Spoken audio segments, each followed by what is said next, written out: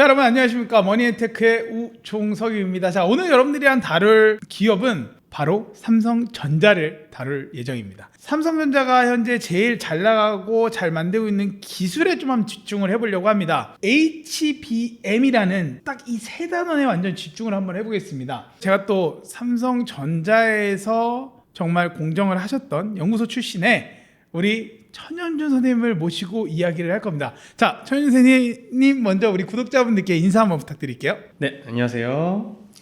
방금 소개해 주신 대로 저 이름은 천영준이라고 하고요.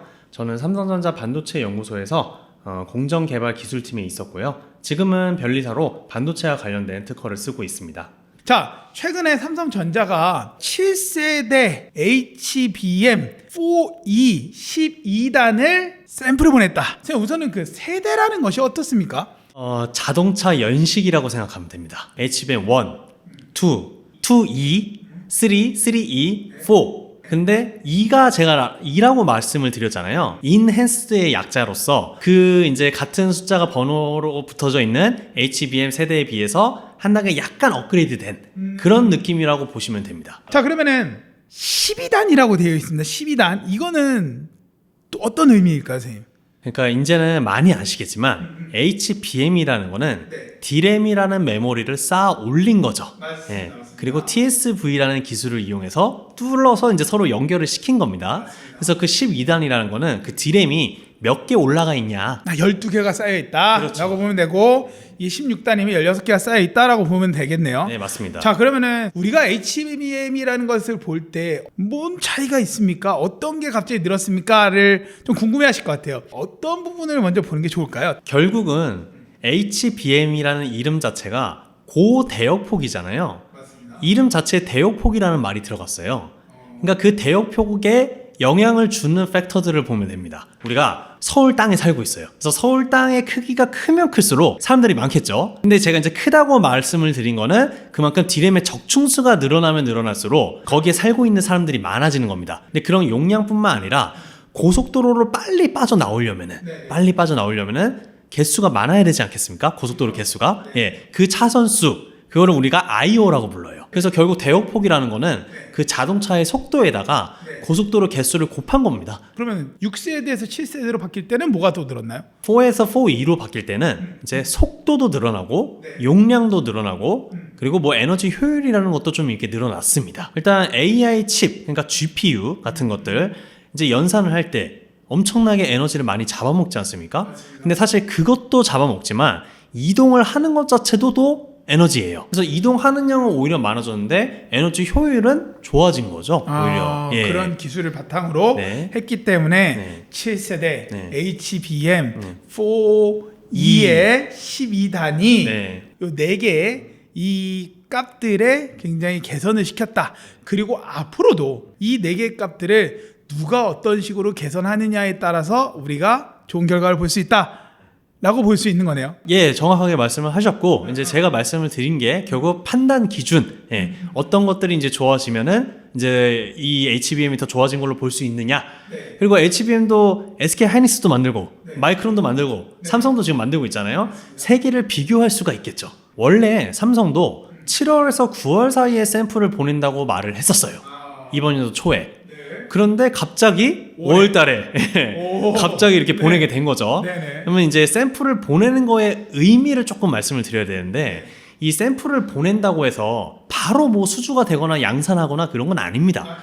왜냐면은 HBM과 GPU가 데이터가 막 왔다 갔다 거리는데 이게 규칙이 있어야 될 거 아니에요. 그런 거를 하나하나 맞추는 시간이 필요해요. 그거를 한마디로 검증, 최적화를 한다는 시간이 필요한다는 거죠. 그런데 샘플을 빨리 보내면 보낼수록 그게 빨라질 거잖아요. 그러니까 그러면은 검증 최적화가 잘 될 가능성도 높아지는 거고 그러면은 그 세대, 그 GPU 그 세대의 HBM을 먹는 거가 가능성이 커질 겁니다.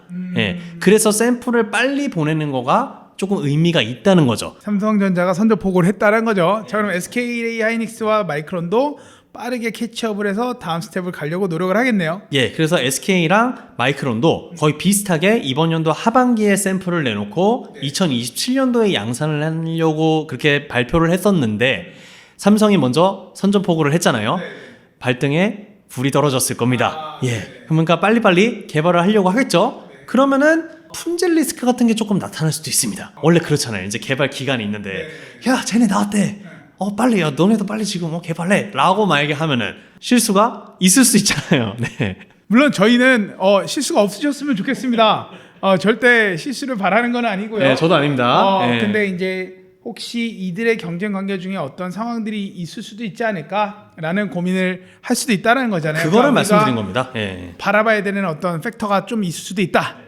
이해했습니다. 자, 오늘 삼성전자 HBM에 대한 이야기를 파보았습니다. HBM이라는 거에 대해서 여러분들 이제는 확실하게 아실 것 같아요. 5월달에 샘플이 나왔고 내년에 양산이 되고 또 내년에 또 8세대가 누가 먼저일지 모르지만 또 나갈 거고 계속 팔로업을 하고 계속적으로 늘어갈 겁니다.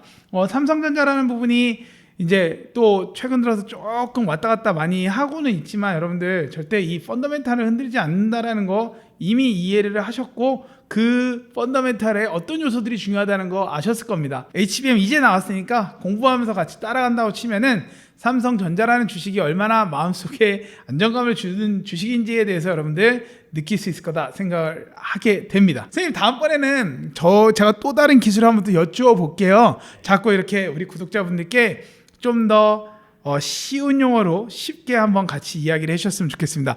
첫날이셨는데 어떠셨나요? 예, 이게 처음 촬영하는 거다 보니까 굉장히 이제 떨리는 마음이 있어서 좀 이제 실수를 한 건 없나 걱정되기도 하는데 어쨌든 이제 여러분들한테 최대한 어려운 기술 내용을 쉽게 전달하려고 많이 노력했습니다. 하지만 아직 이제 만약에 부족한 점이 있다면은 좀 더 제가 공부를 해가지고 여러분들께 진정한 가치를 전달해 드리도록 계속해서 노력하도록 하겠습니다. 자, 지금까지 머니앤테크의 우종석 여러분들과 함께 했고요.